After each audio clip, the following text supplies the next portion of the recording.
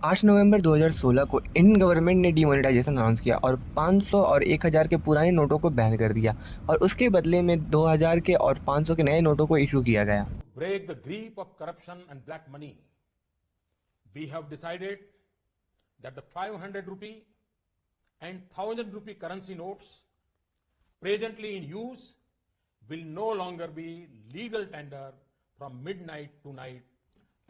और जब इस चीज़ को अब लगभग 7 साल होने वाले हैं तो आरबीआई ने ये अनाउंस किया है कि 2000 के नोटों को सर्कुलेशन से वापस ले लिया जाए और 2000 के नोटों को भी बैन लगा दिया जाए। पर ऐसा क्यों गवर्नमेंट दो बार डिमोनेटाइजेशन करी और पहला बार करने के बाद दोबारा करने की क्या ज़रूरत पड़ गई है? और जिन नोटों को गवर्नमेंट ने कई सारे सिक्योरिटी चेक के बाद ऐसे नोट्स बनाए थे ताकि उनका कॉपी जल्दी ना बन सके, आज उन नोटों को भी बंद करने की बात क्यों हो रही है? और क्या है 2000 के नोटों को बंद करने के पीछे का प्लान? और गवर्नमेंट 2000 के नोटों को फिर से बैन करके किन किन चीज़ों पे कंट्रोल करना चाहती है, ये जानेंगे हम इस वीडियो में, तो इस वीडियो को एंड तक जरूर देखें।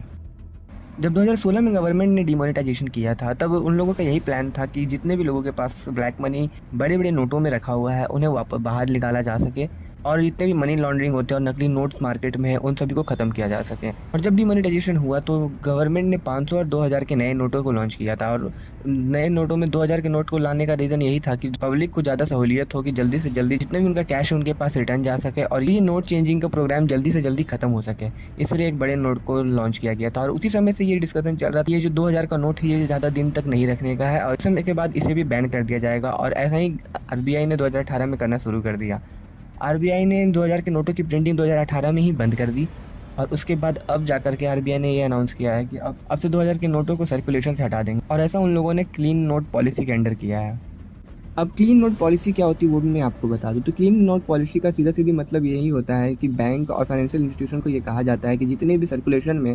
पुराने डैमेज नोट हैं उन नोटों को नए नोटों के साथ रिप्लेस कर दिया जाए और इंडियन करेंसी की एक इंटीग्रिटी मेंटेन की जाए पब्लिक को नए क्लीन, सिक्योर और ड्यूरेबल बैंक नोट्स प्रोवाइड कराकर,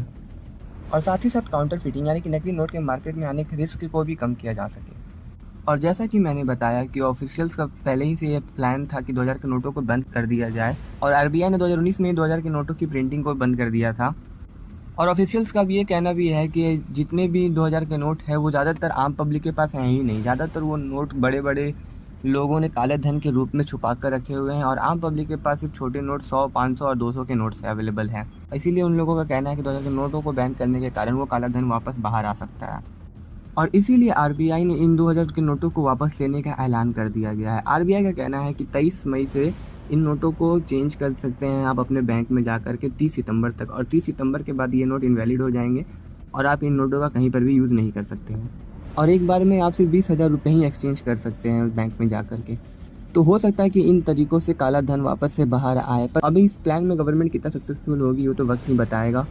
2000 के नोटों को बैन करने के पीछे का प्लान ब्लैक मनी को बाहर लाना तो है ही साथ आतंकवादी मनी लॉन्ड्रिंग पर भी लगाम लगाना है,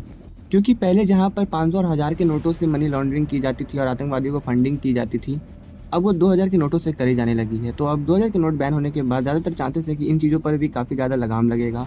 और नकली नोटों की छपाई पे भी एक लगाम लगेगा। खैर, आपको क्या लगता है कि आरबीआई अपने प्लान में सक्सेसफुल होगी इस बार? अपनी राय मुझे कमेंट में बताएं। अगर आपको ये वीडियो अच्छी लगी है तो इसे लाइक करें, चैनल को सब्सक्राइब किए बिना कहीं ना जाएं और मेरे राइट वाले वीडियो को जरूर देखें जिसमें मैंने तारक मेहता के उल्टा चश्मा की हो रही कंट्रोवर्सी पे बात की है।